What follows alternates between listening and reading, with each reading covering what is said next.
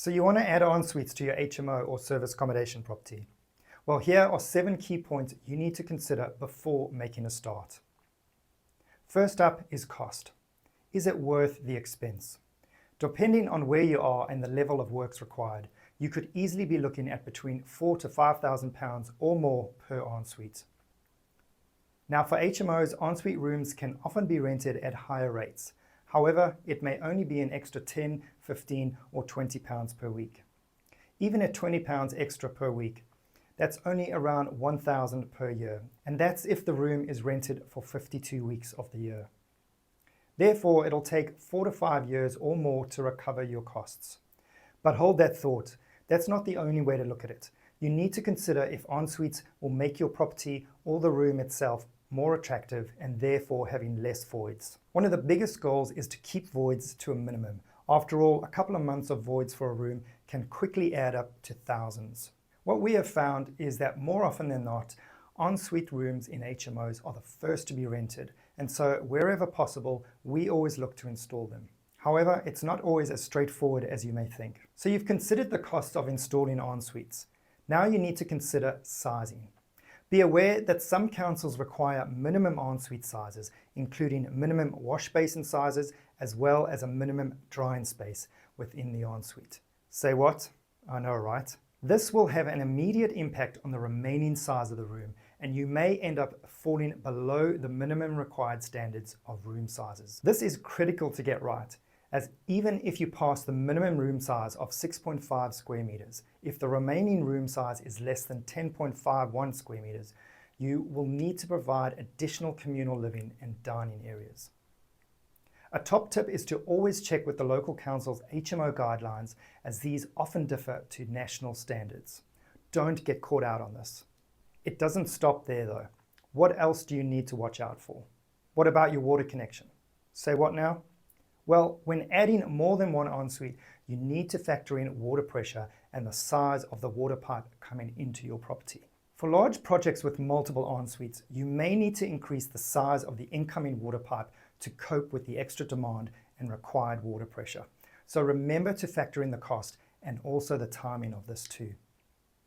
You'll need to contact your local water supplier for a quote for a new or upgraded water connection, and remember to ask for an estimation of timings too. The earlier you start, the better, as sometimes new or upgraded connections can take weeks to be booked in and may also require permission from your local council if it involves works on public pathways or areas, which is quite often the case.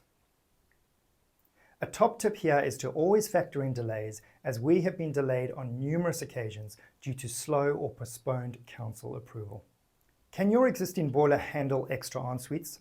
If so, how many exactly?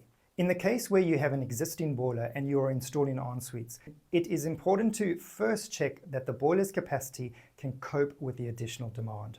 It's quite common in larger HMOs for ensuites and also bathrooms to be used around the same time each morning or night. So after first checking your water connection, you now need to factor in either upgrading your boiler or possibly fitting electric showers in some or all ensuites.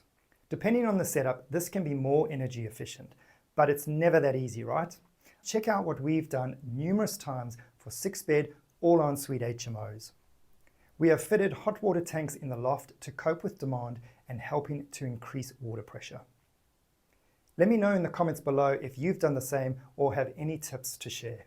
I'm just going to install electric showers in all my ensuites. Whoa, hold on, before you do, did you know that most UK homes only have a 100 amp fuse for the electricity supply? Some properties even have 60 amp fuses. Now, when it comes to installing electric showers, on average, electric showers can pull around 32 amps for the smaller units and up to 50 amps for larger units. You do the maths.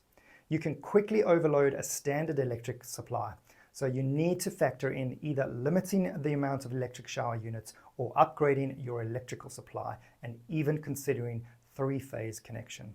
Again, these are additional costs and time to factor in. Remember, electric showers also need their own high-rated cabling, which needs connecting directly to your electrical fuse board and have an isolation switch in close proximity to the electric shower unit.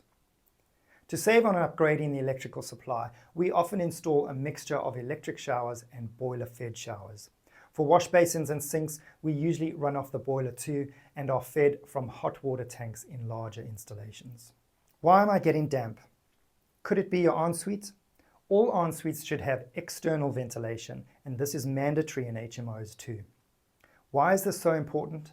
Well, it helps to extract humid air, which in turn lessens condensation and minimizes high humidity levels. Despite what you may have heard, high humidity levels can be the biggest contributor to mold and damp in properties. When relative humidity levels are at 60% or higher, this creates a breeding ground for damp and mold. A top tip is to make sure to install an extractor fan which is activated with the ensuite light and runs for a minimum of 10 to 15 minutes when the light switch is off. Though even better is to install an extractor fan which has an integrated humidity sensor and will switch on and off depending on humidity levels and also activate with the ensuite light. Do I need to apply for building control? Yes and no. If you are replacing an existing ensuite, no. But if you are installing any new ensuites or separate bathrooms for that matter, you need to apply for building control approval. What will they typically assess? Well, firstly, the connection to the waste pipe. You need to make sure that waste pipes have enough fall or gradient to ensure that any and all waste flows freely and you don't end up with blockages, backflow or flooding. Secondly, external ventilation will be checked. In some cases, external windows will suffice. However, for HMOs, it's still often mandatory to have mechanical external ventilation. So when do you need to apply for building control? You need to make sure you submit the application before any works begin and arrange site visits before, during and after the works. Reach out if you want to learn more, and remember to hit that like and subscribe to my channel so you don't miss out on any upcoming top tips and videos.